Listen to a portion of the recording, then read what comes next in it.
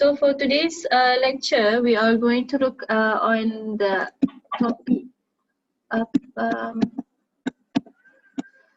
active transport. Okay, so today's lecture is on active transport.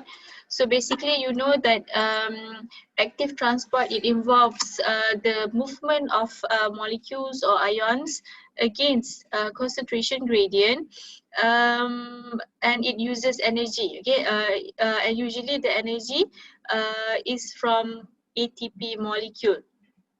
And in order to move this molecule or ions across the membrane against concentration gradient, the process requires a transport protein. Okay, so every ions or molecule require a specific transport protein in order to move the ion or molecules across the membrane.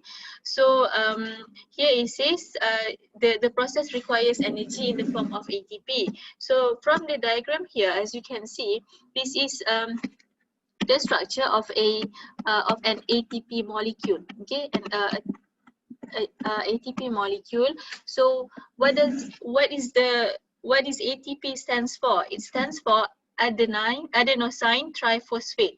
Adenosine triphosphate, meaning that the component of ATP, it composed of a base, which is adenine, a pentose sugar, which is ribose, and 3 phosphate group. So that's why we call it as adenosine triphosphate. Okay.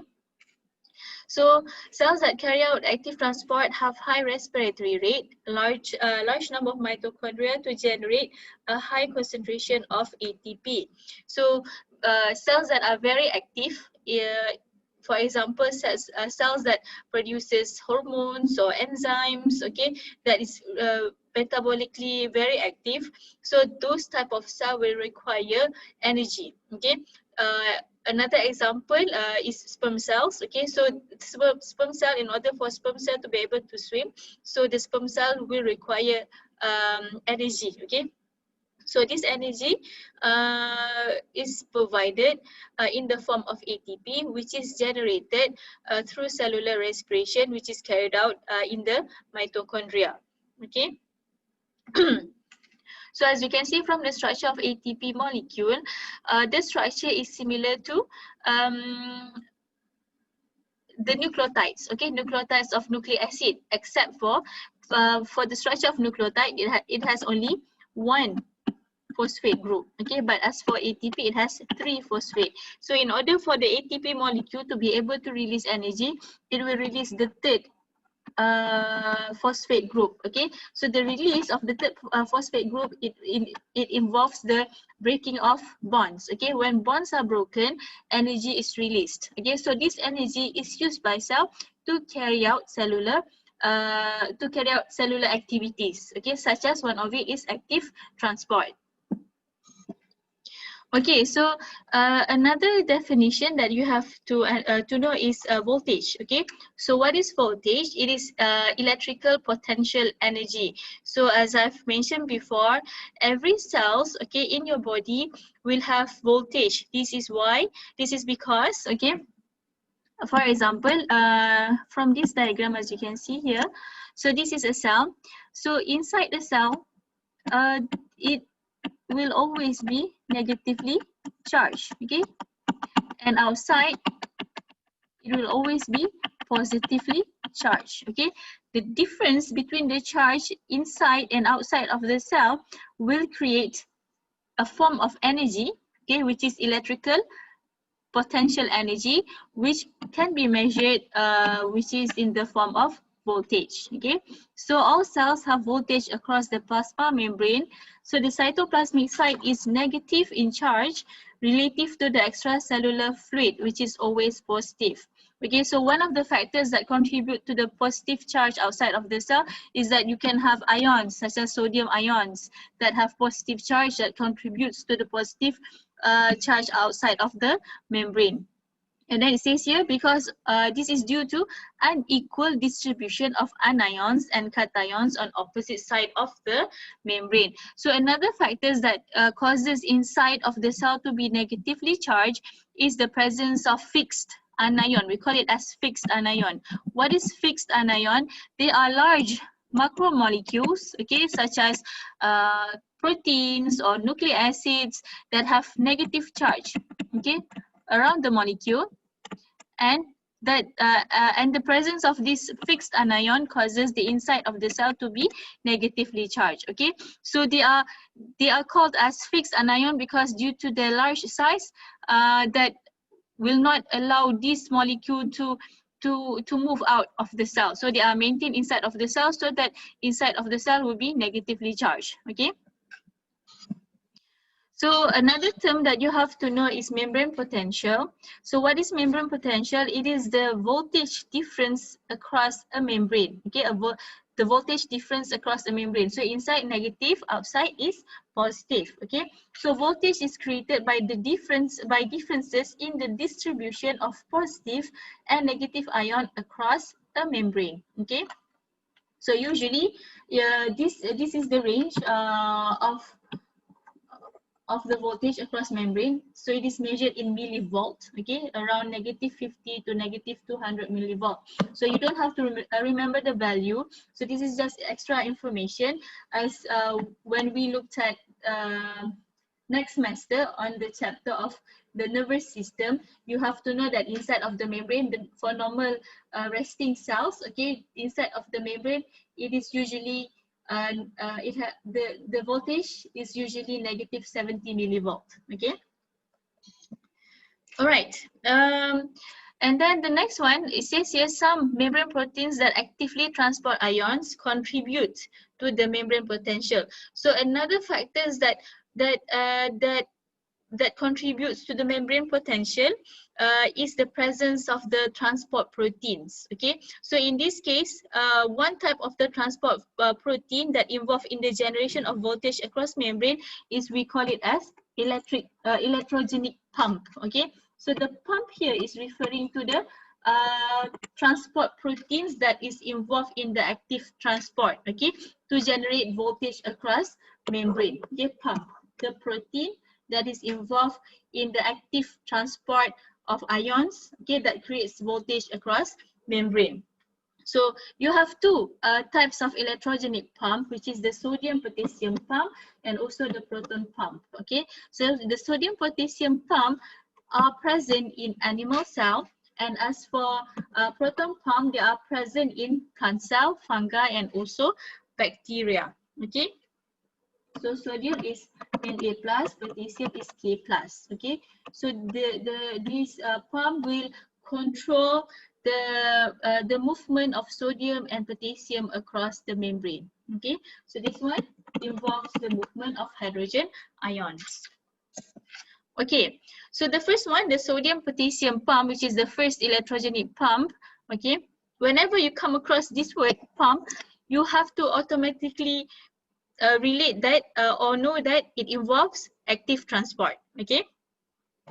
So sodium potassium pump is the major electrogenic pump of animal cells. Okay, exchange of sodium ion and potassium ion across the plasma membrane of all animal cells. So it involves the exchange of these two ions, sodium and potassium ion across the membrane of cells. Okay, and then compared to its surrounding, an animal cell has a higher concentration of potassium ion and a lower concentration of sodium ion. So you have to always remember, okay, so this is an animal cell. Okay, so here is the nucleus. All right, so inside of the cell, the concentration of potassium is always high. Okay, and this the concentration of sodium ion is always low. Okay, so and you have to remember, inside the cell, it has to maintain a negative charge.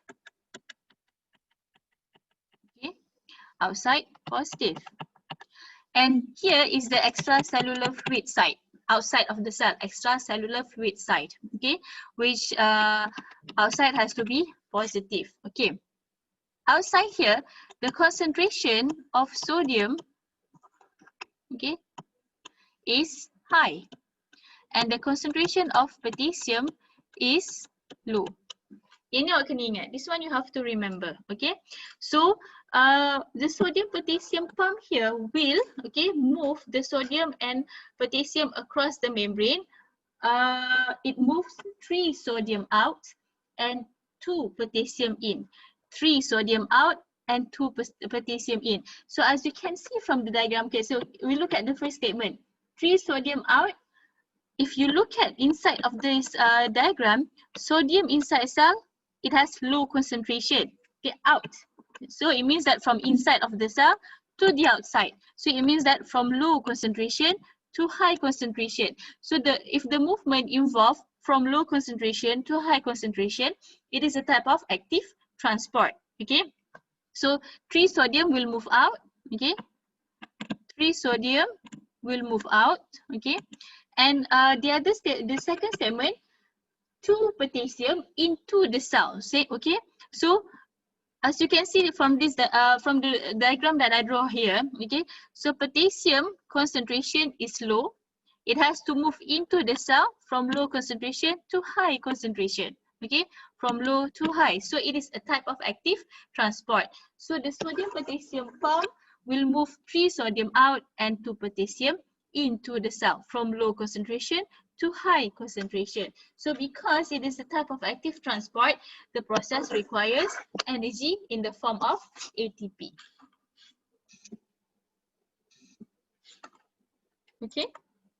So the same explanation. So the sodium potassium pump, so it pumps 3 sodium out of the cell for every 2 potassium that enters into the cell. So so what happened? So if you move 3, okay, saya nak tunjukkan ni. If you move 3 sodium out, okay, and 2 potassium into the cell, okay. So as you can see, there is more positive charge that move out of the cell, more positive charge, okay, more positive charge that keep on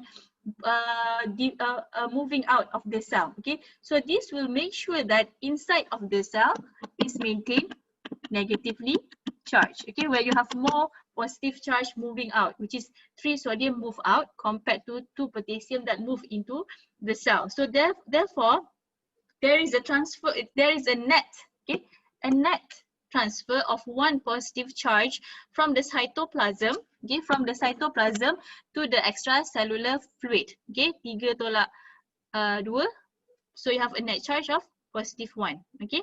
So this process stores energy as voltage, okay. So you have a difference, okay, in the charge between inside of the cell and outside of the cell, okay. Outside is always positive, okay. So this create voltage across the membrane. So here is a diagram to show you the mechanism of how the sodium potassium pump works, okay. So it has 6 figures here, okay, 6 figures. Okay, so from the first diagram here, okay, so what you have to know is that these 2 points, okay, these 2 points, sodium inside the cell is low, okay, potassium inside the cell is high, sodium outside of the cell is high, potassium is low, okay, and the movement involves active transport from low concentration to high concentration. So the first one you want to understand is the movement of the sodium ion, okay. So initially this is the shape of the sodium potassium pump, that is in this shape, okay, it has this conformation, okay. So this conformation is will have high affinity for sodium to bind, okay. So as why because the binding site here is exposed to the cytoplasmic side of the cell. So when the binding site here for the sodium is exposed to the cytoplasm, it causes the sodium inside the cell to bind to the binding site, okay. So once the sodium bind to the binding site of the sodium potassium pump, like this one, like this figure here, okay, so now you have 3 sodium binding to the binding site of the sodium potassium pump. So the binding will trigger what? It will trigger phosphorylation to occur, okay. So the first keyword kat sini, sodium binds to the sodium potassium pump. Why? Because the sodium, the pump will have high affinity for sodium to bind because the binding site is exposed to the cytoplasmic site. Okay, so the binding causes phosphorylation to occur. Okay, what is phosphorylation? So phosphorylation is a reaction or a process where a phosphate group, okay, a phosphate group here, okay, from an ATP molecule bind to the protein. So ATP is adenosine triphosphate. Okay, so the triphosphate, the ATP molecule will release the one of its phosphate to the protein, and this attachment, okay, phosphate to the protein, the process we call it as phosphorylation. So ATP becomes ADP, adenosine diphosphate. Okay, because it has lost one phosphate group. Okay. Okay, so what happens once phosphorylation occurs? Okay, phosphorylation will cause the protein to change shape.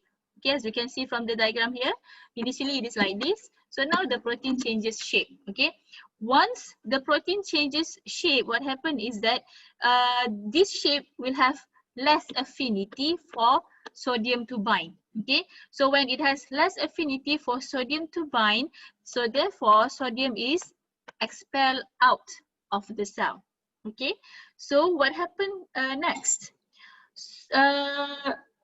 This structure here, the shape of the protein that is like this, okay, causes a new conformation to occur, which is this new conformation will have higher affinity for potassium to bind. Why? Because now the binding site, okay, for the potassium is exposed to the extracellular fluid site, so therefore the potassium can bind into the binding site, okay, of the sodium potassium pump. Okay, so the new shape has high affinity for potassium. Cellular potassium binds to the exposed specific site of protein. So you can call it as specific site or binding site of protein, but not active site. Okay, active site is only referred to the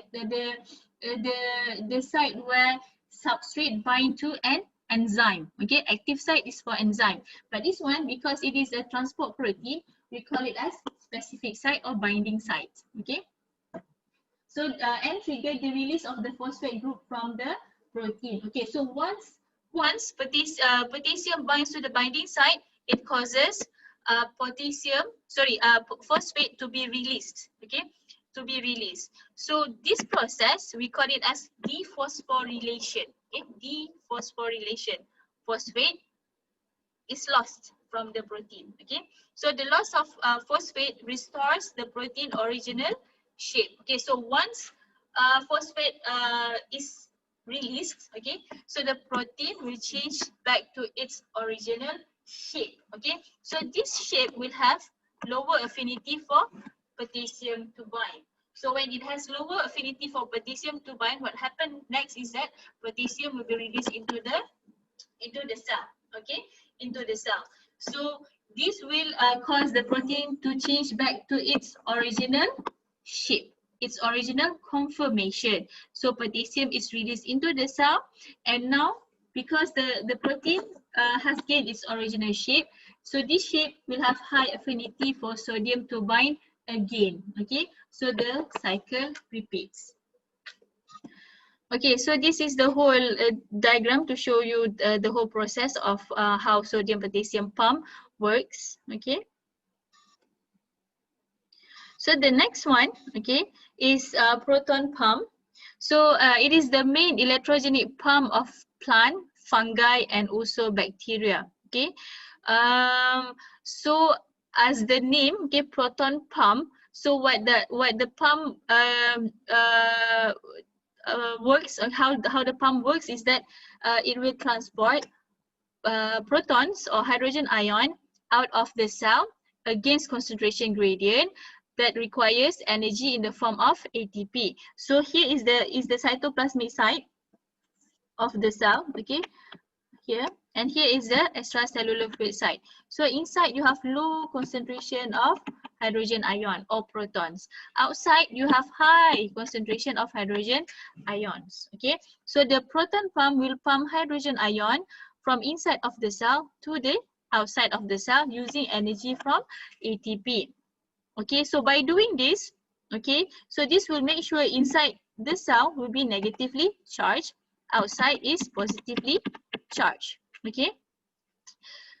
So the pumping of hydrogen ion transfer positive charge from the cytoplasm to the extracellular solution or fluid. All right. So by generating voltage across membrane, the difference, okay, between the charge inside and outside, we create voltage across membrane.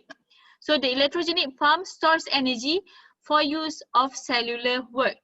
Okay. So it means that the transfer of hydrogen ion from inside to outside will create another form of potential energy.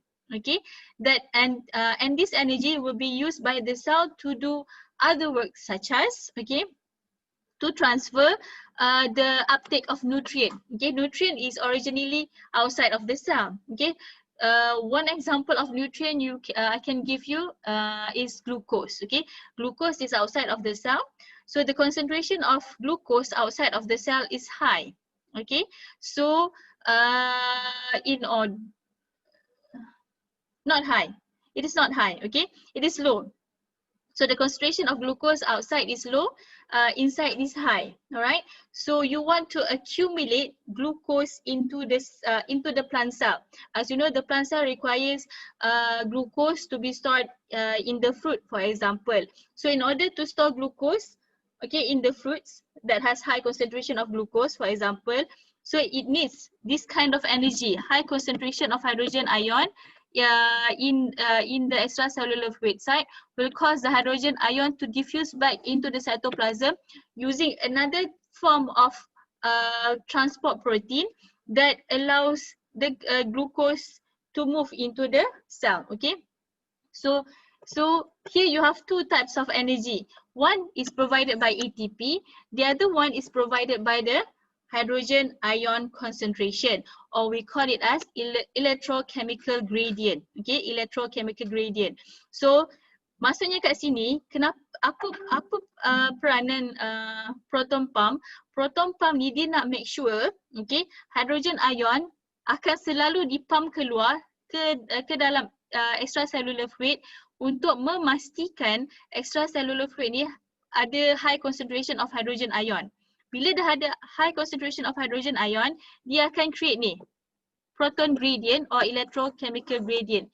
So electrochemical gradient ni dia adalah sebentuk potential energy yang sel tu boleh guna untuk bawa masuk nutrien ke dalam sel. Macam tu. Okay, so ini akan masuk kepada the next topic, which is cotransport. Okay, cotransport, coupled transport. Right. So what is cotransport? Cotransport occurs when active transport of a solute indirectly drives the transport of other substance. Okay. For instance, active transport of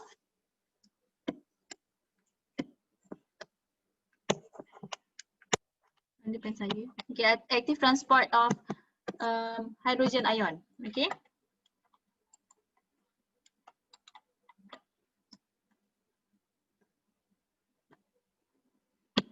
Okay, active transport of hydrogen ion or proton that indirectly drives the transport of other substance such as glucose. Okay, so you want to accumulate glucose inside the plant cell. Okay, you want to accumulate glucose inside the plant cell. So you want high concentration of glucose in the plant cell. All right. So in order to accumulate glucose inside the plant cell, you need one type of energy, which is the proton gradient though. All right. So plants commonly use the gradient of the hydrogen ions or the proton gradients. Okay. So this is referring to the proton gradient.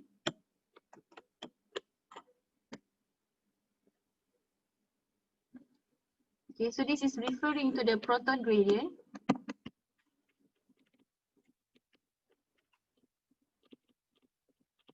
Generated by proton pump to drive active transport of amino acids, sugars, and several other nutrients into the cell. Okay, so in order for co-transport to work, it needs two type of transport protein. Okay, so the first one is ATP driven proton pump, which is this one, ATP driven proton pump, to make sure that you have high concentration of proton outside of the cell. And the other transport protein that you require is sucrose hydrogen ion co-transporter. So sucrose hydrogen ion co-transporter is another type of transport protein involved in the co-transport process. Okay, so the first process that occurs, okay, number one that involve the co-transport, number one is ATP driven proton pump, this one here. So this is ATP proton pump. Okay, this one. Okay, so this is ATP driven proton pump. Will concentrate hydrogen ion outside to the outside of the cell. Okay, so this the proton pump will make sure outside of the cell will always have high concentration of hydrogen ions.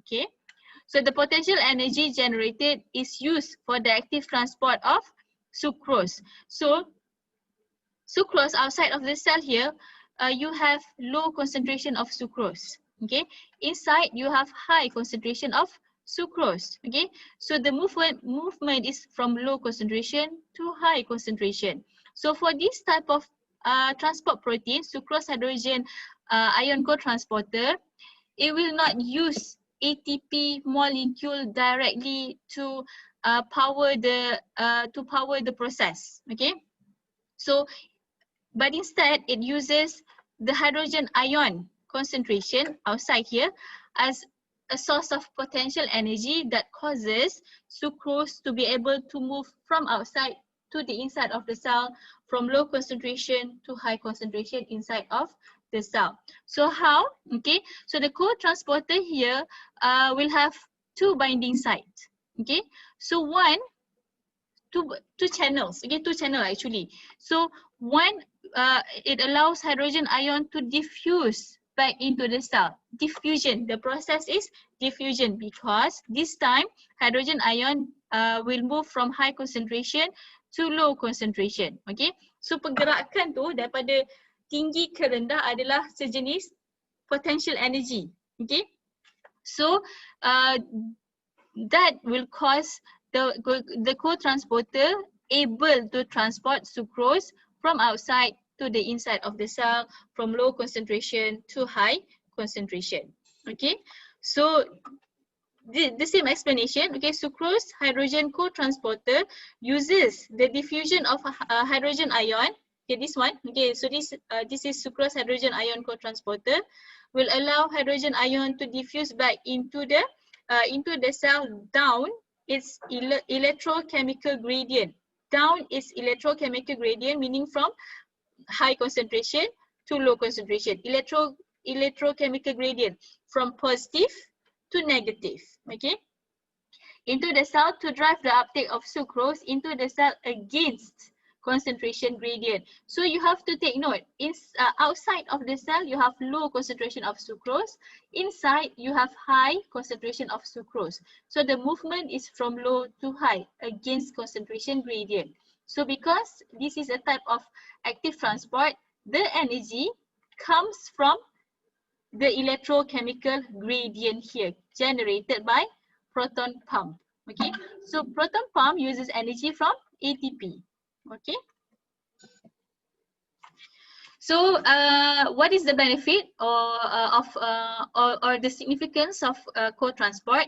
Okay, it says here plant use sucrose hydrogen ion co-transport to load sucrose produced by photosynthesis into cells in the vein of the leaves. Okay, so the leaves,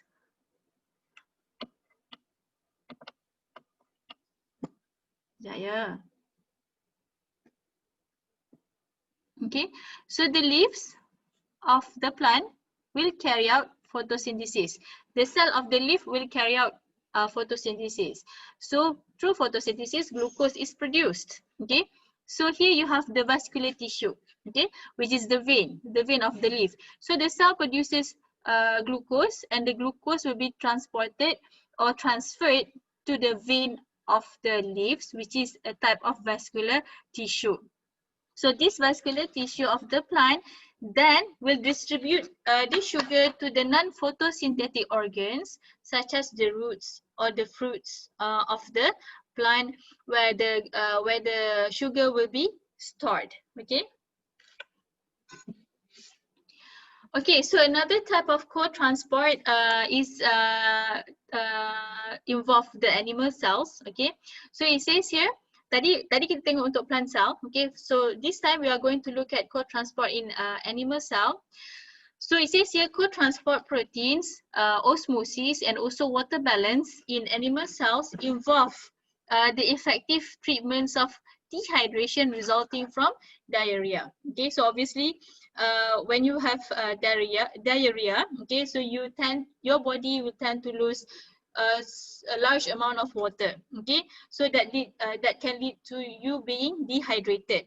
So in order to rehydrate the patient, okay, so doctor will give a drink that contains high concentration of glucose and salt. Salt here is sodium chloride.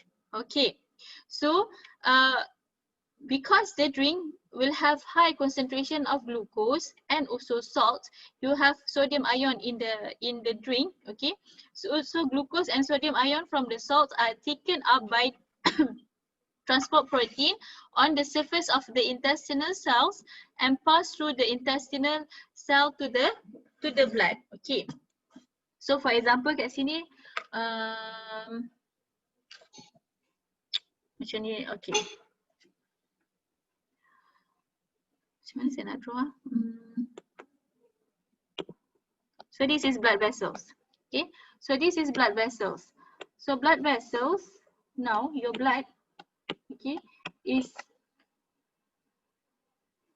lacking water. Okay, your blood is lacking water. You are dehydrated due to diarrhea. So this is the wall of the intestine. Okay.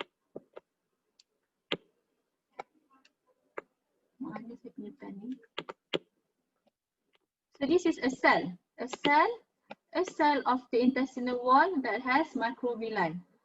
Okay, microvilli. Okay. So this is the lumen of the intestine.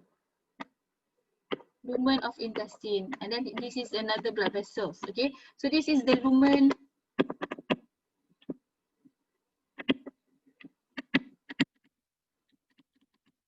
intestine. Okay, lumen of intestine. Okay, so when you have diarrhea, instead of water reabsorbed back into your blood, okay, instead of water reabsorbed into your blood, what happens is that you will lose water, okay, and causes you to be dehydrated. So in order to prevent this, you will drink, okay, you will drink water, you will drink a drink, okay, that has high glucose concentration and high salt concentration.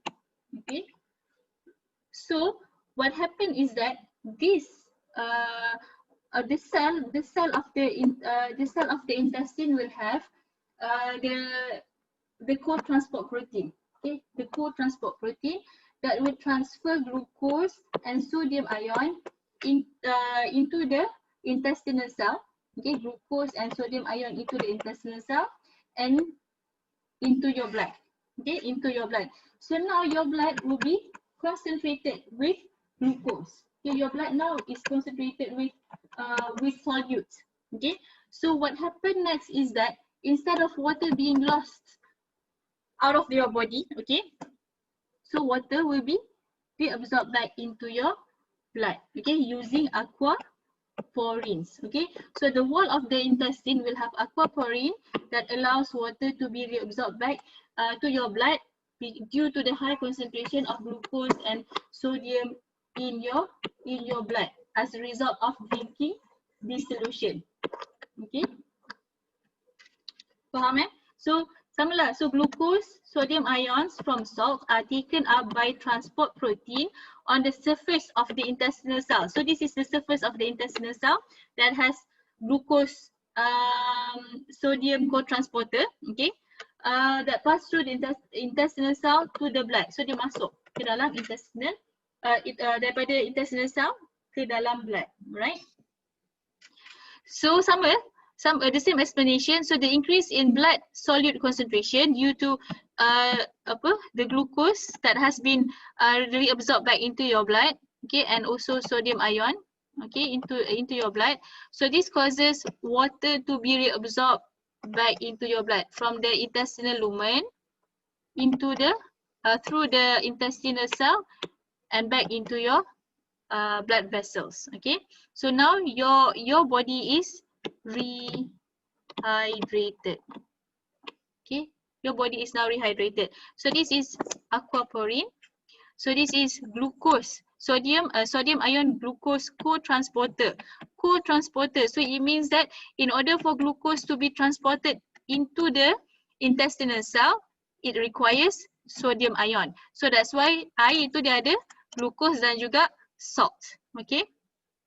So inside cell, because you have sodium ion inside cell, so the sodium ion will be pumped out using the sodium potassium pump here.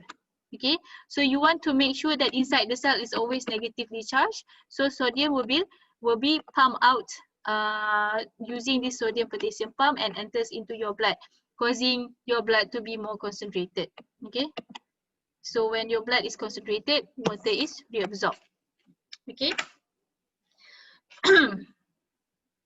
So it says here, athletes also drink solute-rich sport drinks to hydrate themselves. Okay, so samalah application there.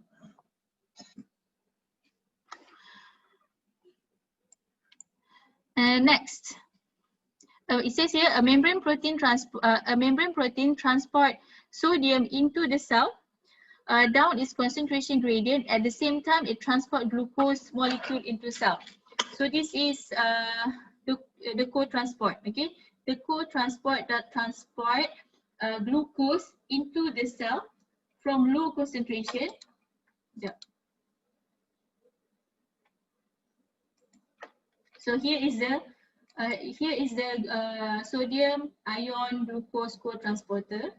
So as you can see, this co-transporter will have binding sites for the solute that it will move across the cell. Okay, so this is the binding site for the sodium ion. So this is the binding site for the glucose. And then you have another transport protein here, which is the sodium potassium pump. Okay, so the purpose of the sodium potassium pump is to maintain the concentration of sodium ion across the cell. So by having sodium potassium pump, so this will make sure you have a high concentration of sodium outside the cell. Okay, the sodium potassium pump will make sure that the sodium is always high outside of the cell because it pumps the sodium out. Okay, so now outside the cell you have high concentration of sodium ion. Okay, so this co-transport will transport glucose from low to high concentration by allowing sodium to bind. Okay, sodium to diffuse back, bind and then diffuse back into the cell. Sodium high outside, low inside. High concentration outside and low inside. Glucose low to high. Okay, so the transport of glucose is active transport using this proton gradient. Okay, proton gradient, electrochemical gradient actually. Okay, electrochemical gradient from positive to negative, from high sodium ion concentration to low sodium ion concentration. So ingat ya, sodium ion yang kat luar ni dia akan diffuse masuk melalui co-transporter. So ini adalah sejenis, untuk sodium adalah sejenis facilitated diffusion. Tapi glucose adalah active transport. Okay.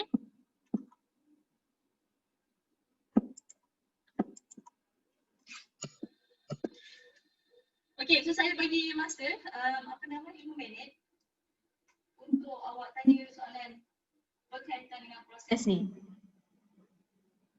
Kalau tak jelas.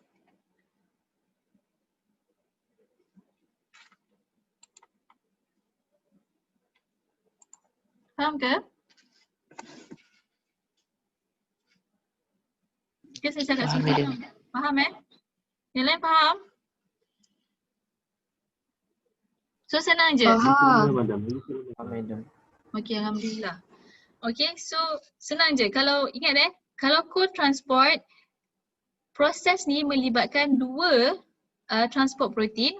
Satu transport protein melibatkan pergerakan ion daripada dalam ke luar menggunakan direct energy daripada ATP. Okay, so yang pump yang pertama ni in the case of animal cell adalah sodium potassium pump.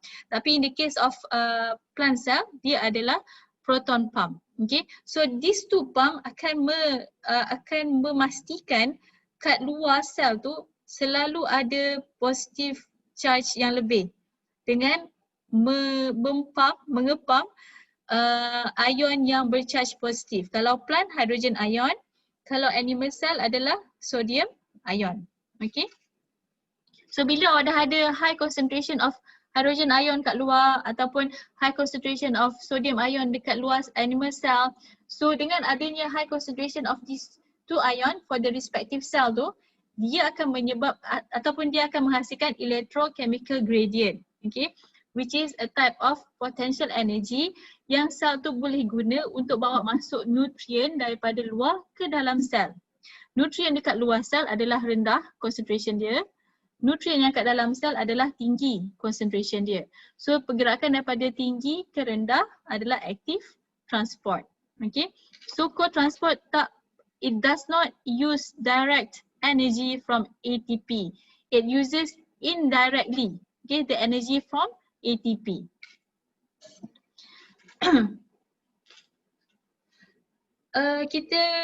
Saya bagi masa awak break 2 minit sekejap untuk awak digest apa yang kita belajar tadi. Okay? 2 minutes break.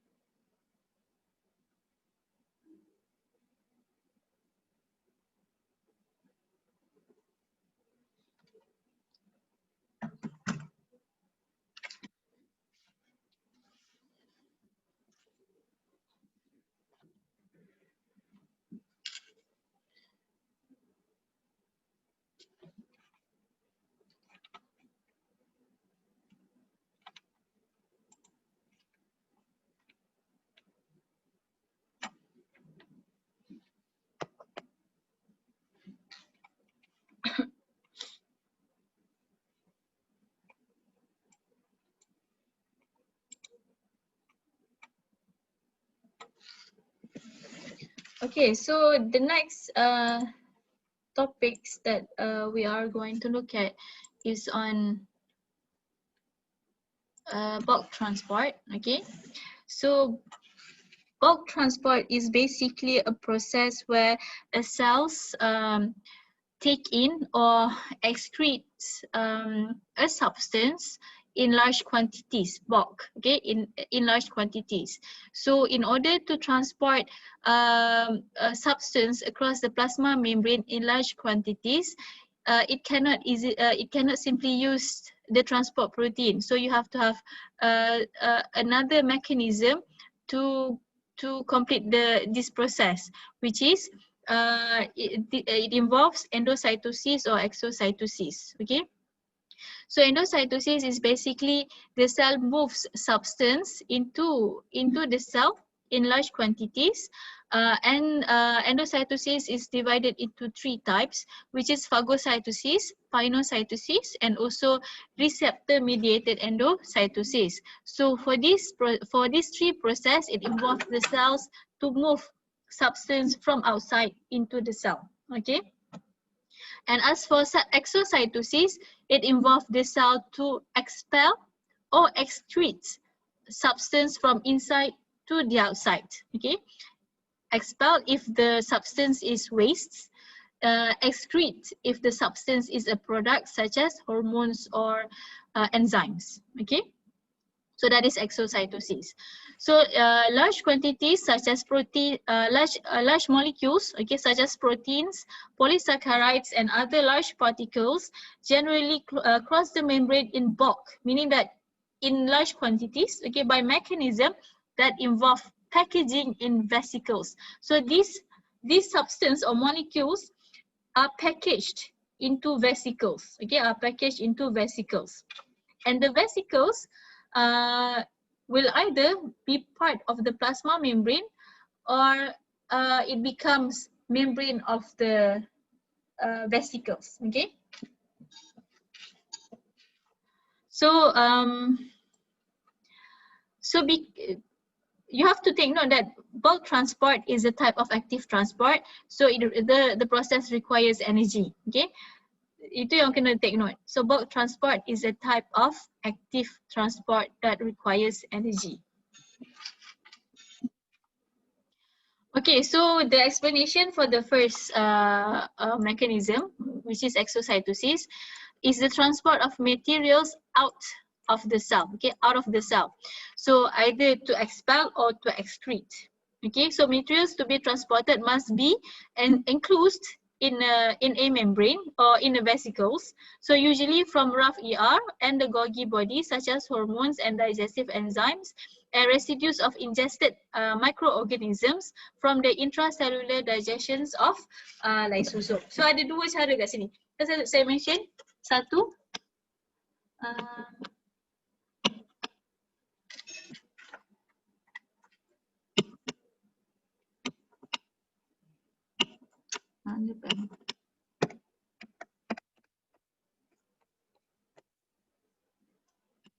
okay, satu adalah secret. So secret what? Secret products. What are the products that can be secreted? Enzyme or hormones. Okay, hormones. Yang nombor dua adalah to expel. Expel or to release, okay, waste. So this waste, kalau ingat balik fungsi lysosome kan, so inside cell, so this is inside of a cell, so this is the nucleus of a cell, so the nucleus are surrounded by rough ER kan, so the nucleus is surrounded by rough ER. So the function of the rough ER is to produce proteins, okay, and these proteins are packaged into vesicles, and the vesicle will move to the Golgi apparatus, and the function of the Golgi apparatus is to modify the proteins so that the proteins can be a functional proteins, okay, either to form enzyme or to form hormones, and the proteins are packaged into a vesicle. Okay, so this vesicle can either become a lysosome, so here is a lysosome, or it can become a secretory vesicles. Okay, secretory vesicles. So the secretory vesicle will contain enzyme and hormones to be secreted or released outside of the cell. How to secrete? So the vesicle will fuse, okay, will fuse with the plasma membrane and release the product to the outside of the cell. And then if this is a lysosome, okay, so as you know, the function of a lysosome, it contains hydrolytic enzymes, okay, and then inside cell, for example, you have a food vacuole, okay, or vesicles that contain worn out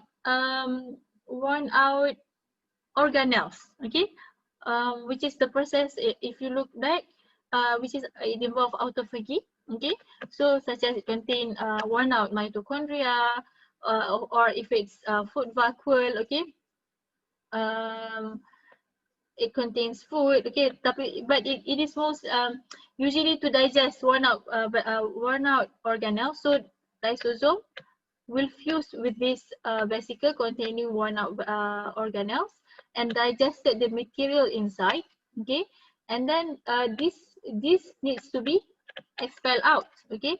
So how? So the vesicle will fuse with the plasma membrane and release waste outside, okay. Nampak? Residues of ingested microorganism from intracellular digestions that occur in the cell, okay, in the cell. So the waste has to be released to the outside of the cell. So the process involves exocytosis. So it says here, in exocytosis, transport vesicles or secretory vesicles, it can be a secretory vesicles or vacuoles, move to the cell surface membrane, fuse, okay, fuse with it and release the content to the outside of the cell, release outside, okay. So a cell uses exocytosis to export bulky materials, to release large amount of certain substance or materials or molecules to the outside of the cell. So it is a type of active transport. So next, okay, so it says here many secretory cells use exocytosis to transport their product. In your notes, it just lists out pancreatic cells, nerve cells, and plant cells. Okay. So these are the explanation. So as you know, the function of pancreas is to produce hormone, is to produce enzymes. Okay, so so by producing hormones and enzymes, so these products are released through the process which involve exocytosis. Okay, nerve cells. Nerve cell, as you know, it is to generate impulse, okay, and then to transmit the impulse from one neuron to another neuron to another neuron. In order for the impulse to be transmitted from one neuron to another neuron, a signal, a chemical signal involving the release of neurotransmitter has to be released. Okay, so the release of neurotransmitter to stimulate the next neuron, it is through exocytosis. Okay, so a neuron will produce neurotransmitter, okay, and package the neurotransmitter in a vesicles at the end of the neuron, which is at the synaptic terminal, and release the neurotransmitter to the synaptic cleft, and the neurotransmitter will bind to the next nerve cells. Okay, so this allows ion to be transmitted from one neuron to another neuron, so therefore impulse can be transferred or transmitted from neuron to neuron. Okay. So the next one, the third example, when plant cells are making walls, exocytosis delivers carbohydrates from the Golgi vesicles to the outside of the cells. Okay, so in making cell wall, to make sure the component of the cell wall is located outside of the cell, so you have the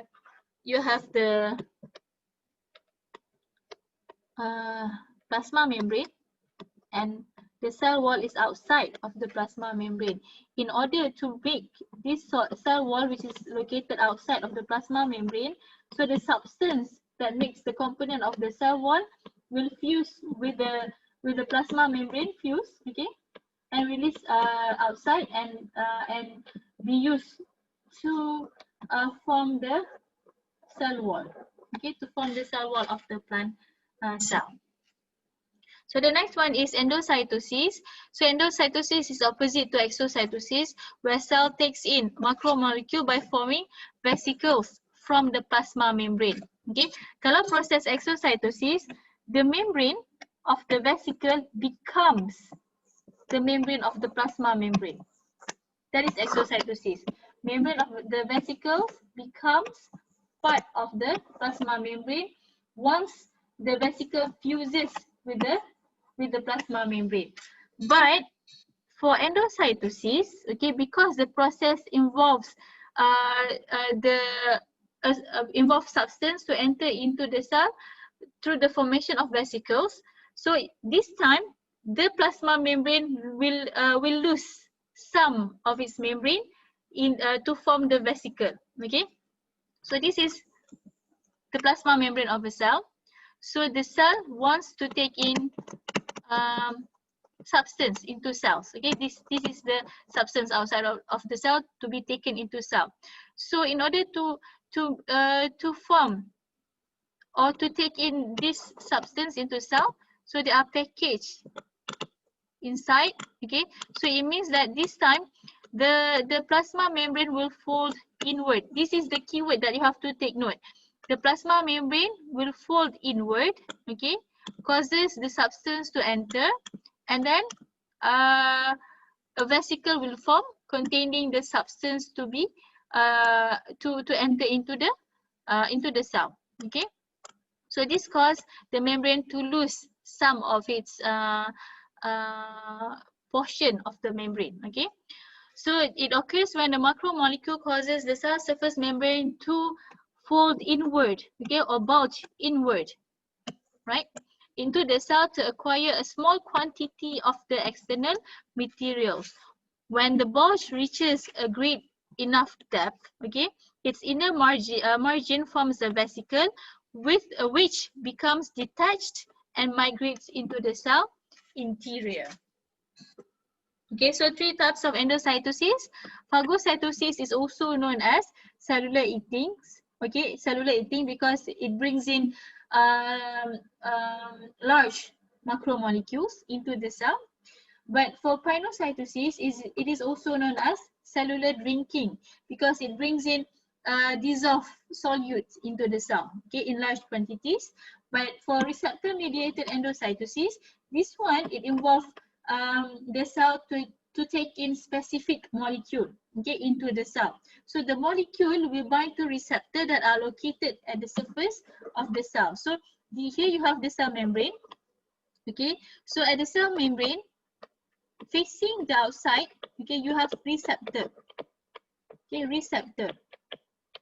So this receptor will bind to specific molecule outside of the cell. Okay. So once this molecule has bound to the receptor, it causes the membrane to fold inward, okay, and then to form vesicles that contain that specific molecule. Okay.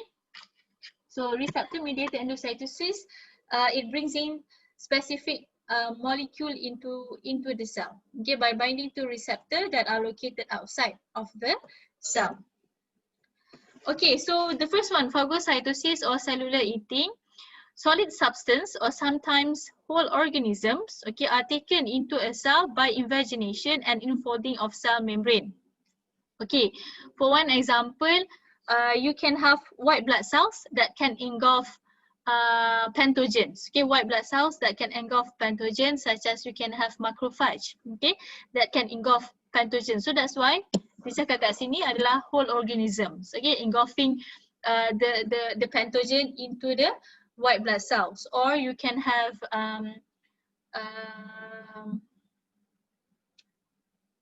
amoeba, okay, that engulf its prey, okay, into the cell. So that will form a food vacuole. Okay, so a food vacuole will be formed. Okay, so the inner surface of the vacuole is derived from the outer surface of the cell membrane. Ya, tengok sama je. So this is a cell. So this is facing outside. So this is the outer surface. Okay, so this is the outer surface. In the formation of the food vacuole, so this is the food outside to be taken into the cell. Okay, so the membrane will fold into the cell. Okay, so this is initially is the outside surface. So once the food vacuole is formed, now the inside membrane of the vesicle was originally, it is the outside part of the plasma membrane. So the outside part of the plasma membrane will become the inside surface of a food vacuole. Tu maksud dia lah. Okay, so the food, the vacuole content is then digested after the vacuole fuses with lysosome. Okay, so because lysosome will contain hydrolytic enzyme, so the lysosome containing the hydrolytic enzyme here will fuse with the food vacuole and digest the material inside into smaller molecules, and the smaller molecule will release into the cells, into the cytoplasm, so that the cell can use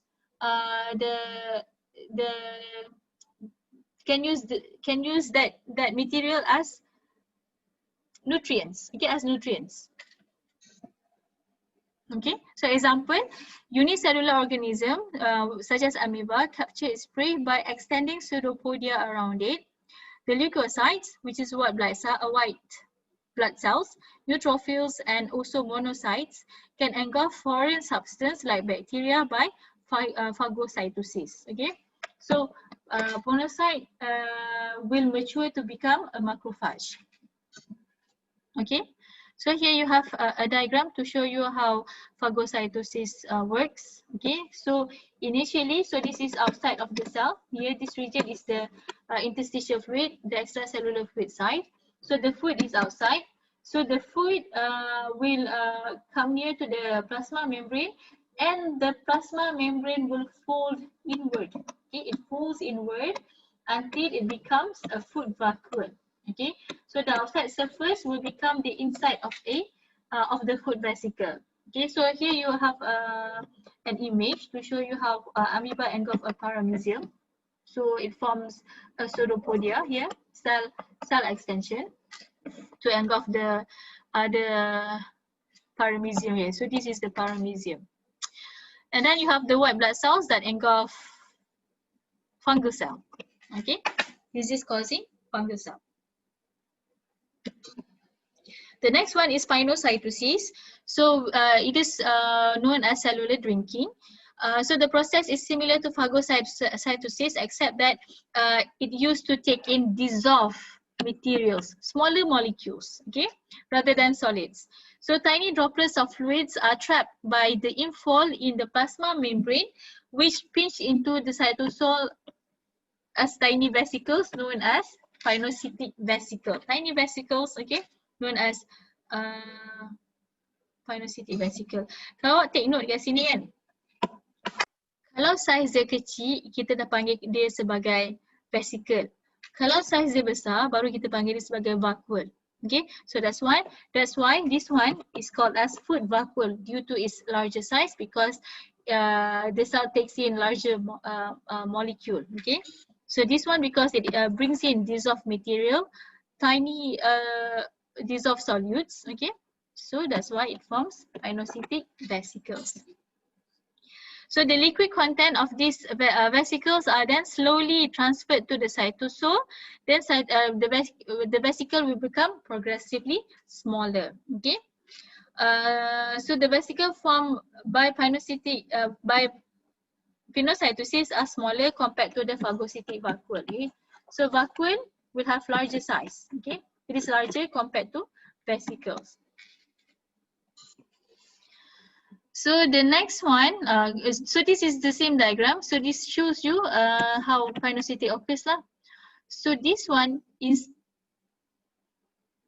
same, okay. So it folds inward, okay, until it form a pinocytic vesicles. Dalam awak punya nota dia ada macam tajam-tajam macam ni kan. So this one we call it as coated pit, okay, where inside it has a fuzzy layer of proteins, okay, that involved in the formation of the pinocytic vesicles. So the next one is receptor-mediated endocytosis. So it is a process for the selective uptake of specific macromolecule, okay, specific macromolecule to be taken into cell. So at the cell surface you have receptor, okay, receptor proteins with specific receptor sites are embedded in the membrane and exposed to the extracellular fluid. Okay, ligands are referring to the chemical molecule that that will bind to the receptor and to be taken into the cell. Okay, so ligands are extracellular substance that bind specifically to the receptor site. So the receptor proteins are usually clustered in regions of the membrane called coated pits. Okay, so why is it called as coated pits? Because in the cytoplasmic site, it has a fuzzy layer of proteins. So as you can see from this diagram, so this is the formation of coated pit. Okay, so the membrane will fold inward, and at the surface of the membrane, you will have receptor that binds to the ligand. Okay, ligand is the specific molecule that will bind to the receptor. Okay, so the region that has a fuzzy layer of protein here will fold inward to form coated pit. So now you have you will form coated vesicle. Okay, so this is another character of that involve the receptor mediated endocytosis. One is that it has receptor embedded in the plasma membrane facing the extracellular fluid site that binds to the specific receptor. Second, it involves the formation of coated pits. Okay, so it means that the membrane will fold inward as the process will take in the specific molecule into the cell. And then third, it will form coated vesicle here. Okay, coated vesicles. So coated vesicle will contains the specific molecule to into the cell. Okay, so coated pits form vesicles when specific ligands molecules such as cholesterol bind to receptor on the cell surface. So one example of the specific ligand molecule is cholesterol. Okay, so after the ingested, boleh dengar tak suara saya? Okay. Boleh. Okay. Alright. Sekejap, mana tadi? So after the ingested material is liberated, it means that it is released. Dalam nota awak dia dah tulis released, okay? After the ingested material is released from the vesicle for metabolism, the receptors are recycled to the plasma membrane. So receptor tu boleh digunakan semula lah. Maksudnya bila dia dah masuk ke dalam sel, dia boleh recycle semula pergi ke plasma membrane untuk digunakan semula untuk bawa masuk balik kolesterol in this case, okay? So significantly apa? It allows the cell to take in large quantity of specific substance into the cell. Okay. So samalah. Okay. So this one it shows you the cell takes in cholesterol. The cholesterol has to bind to specific receptor protein that are located on the plasma membrane. So the membrane will fold inward, and then it forms vesicles that contains cholesterol that is taken into the cell. Okay, so it says here human cells uses the process, which is receptor mediated endocytosis, to take in cholesterol for use in the synthesis of membranes and a precursor for the synthesis of other steroids. So basically cholesterol is an important molecule. Jangan ingat cholesterol ni tak elok untuk badan awak kan. Kalau ambil dalam kuantiti yang banyak dia jadi tak elok lah. Tapi your body, your cell does need cholesterol. One important function of cholesterol is that it can be used to synthesize other steroids molecules such as your sex hormones. Okay, and it is the component of the plasma membrane. Okay, so which is to control the fluidity of the membrane in animal cell. Okay, so because cholesterol is a type of lipid, okay, so in order for the cholesterol to be carried in the blood is the component of blood is it contains water. Okay, so cholesterol is steroid or lipid. So in order for the cholesterol to be easily travels in your blood, so the cholesterol has to be bind to a protein. Okay, so it forms low density lipoprotein or LDL. Okay, so this LDL molecule, okay, in order for the LDL to be taken into cell, so your cell has to have receptor that allows the LDL molecule to bind. Okay, so on the surface of the cell will have LDL receptors, okay, that will take the LDL molecule into the cell. So this is a type of receptor mediated endocytosis. So you have a type of disease, we call it as familial hypercholesterolemia. Dalam open nota, it just says hypercholesterolemia, samalah. Okay. So what is the characteristics of this disease? So it is a genetic disease, inherited disease in human, genetic disease. So it is characterized by a very high level of cholesterol in the blood. Okay, so it means that your body cells cannot take in cholesterol into the cell. So what happens is that cholesterol will accumulate in the blood. Okay, so this is because, okay, the LDL receptor proteins are defective. It cannot function. So when the receptor cannot function, the LDL particle or molecule cannot bind to the receptor and cannot be taken into the cell and causes the cholesterol to accumulate in the blood and contribute to osteosclerosis, which is your blood vessel will be clogged with the cholesterol. Okay, it blocks your blood vessels. Okay. So this is a diagram, again the same diagram, to show you the process of receptor mediated endocytosis. It involves the formation of coated pit and later coated vesicles containing the specific ligand. Okay, so at the surface you have receptor facing the side, facing the extracellular fluid side. Okay, to allow the ligand to be able to bind to the receptor. Okay, so as a summary here, it says here endocytosis and exocytosis also provides a mechanism for rejuvenating and remodeling this cell membrane or the plasma membrane.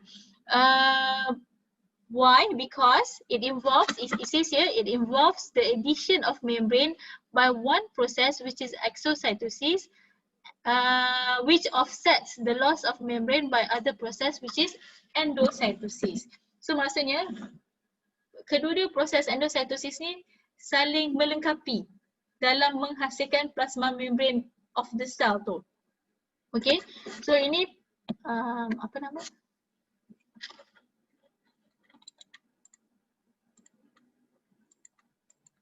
Okay, ini sel, okay, melalui proses exocytosis keluarkan, exocytosis dia keluarkan substance yang ada dalam vesicles. Okay, so bila dia bawa keluar, vesicles tu akan fuse and become part of the membrane. Okay, it becomes part of the membrane. And another process, bila dia nak bawa masuk food, for example, okay, adalah melalui proses endocytosis. So the process, so ini tadi dia dah add membrane, process have added the membrane into the cell. So cell tu akan jadi, will have a tendency to get larger. Okay, so to prevent the cell from getting too large, okay, so the endocytosis will offset this addition of the membrane by folding inward. Okay, take some of the membrane and becomes the food vacuole. Okay, so kedua-dua proses ni saling melengkapi lah. Satu tambah membrane, exocytosis, endocytosis, membrane is lost from the plasma membrane. So kedua-dua saling melengkapi. Okay, the two process occurs continuously. Okay. So, and the last diagram here is to summarize the difference between passive transport and active transport. So, senang je kan? So, passive transport here, so this one is passive transport. It involves this one, which is simple diffusion.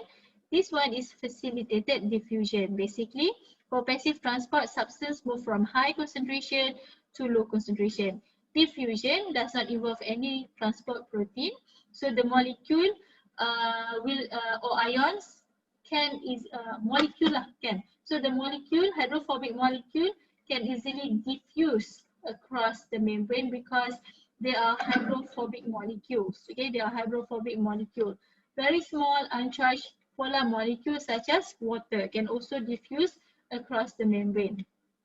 As for larger molecules such as glucose, okay, it needs to be taken into the cell using carrier protein that has specific binding site for the solute. Okay, so this one is channel proteins that can take in hydrophilic molecules and also ions. Okay, from outside into cell, from high concentration to low concentration. For active transport, is opposite to passive, where substance are moved against concentration gradient using energy from ATP. Okay. So the last one here is a graph. Yang ini saya tak nak elaborate banyak. Saya tak nak elaborate pun. Saya nak awak tengok dekat dalam video yang explained by Madam Liza. Okay. So explanation dia dah jelas dah. So basically untuk soalan macam ni awak kena tahu baca graph lah. Kan? Baca graph and then awak kena relatekan antara dua paksi Y dengan paksi X. So Y ni apa? Concentration of radioactive glucose.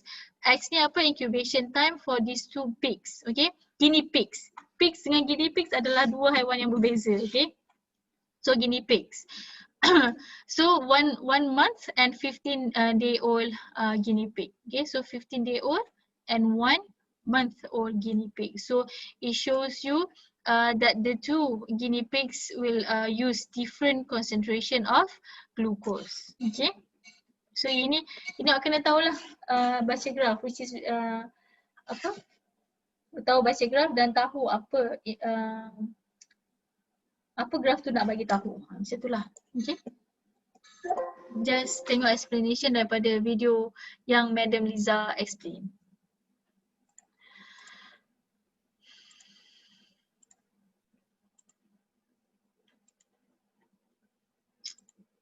Sekejap. Stop share. Okay, ada soalan? So basically chapter 3 habis.